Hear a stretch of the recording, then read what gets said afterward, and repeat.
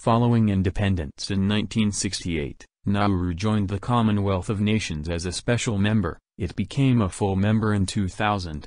60. The country was admitted to the Asian Development Bank in 1991 and to the United Nations in 1999. 61. Nauru is a member of the Pacific Islands Forum, the South Pacific Regional Environment Program, the South Pacific Commission, and the South Pacific Applied Geoscience Commission. 62. The American Atmospheric Radiation Measurement Program operates a climate monitoring facility on the island.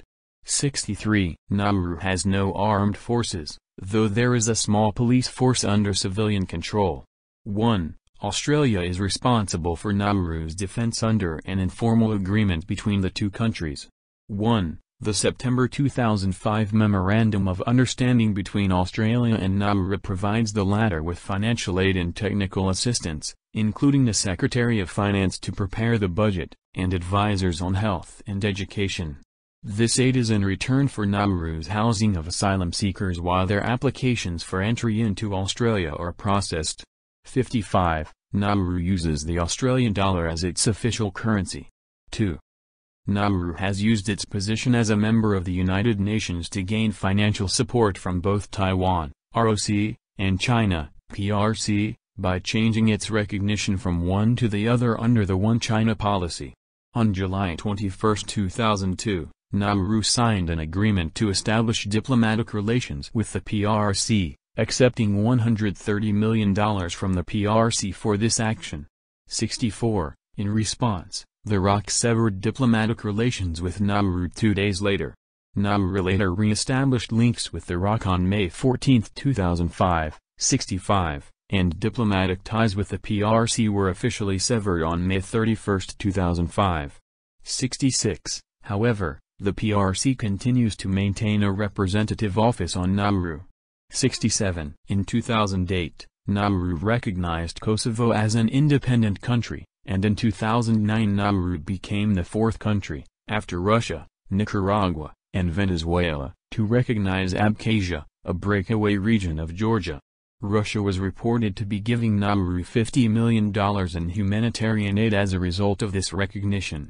64. On July 15, 2008, the Nauruan government announced a port refurbishment program, financed with $9 million of development aid received from Russia.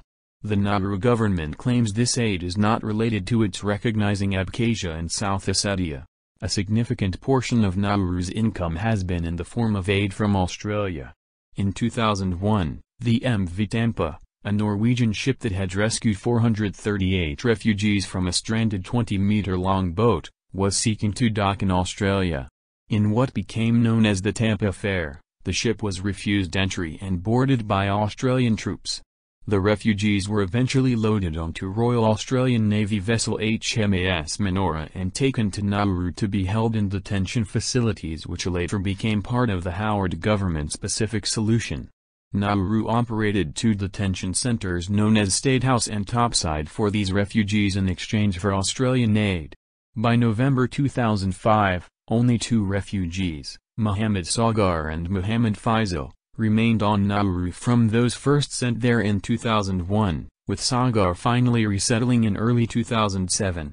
The Australian government sent further groups of asylum seekers to Nauru in late 2006 and early 2007. The refugee centre was closed in 2008, but, following the Australian government's readoption of the Pacific Solution in August 2012, it has reopened it.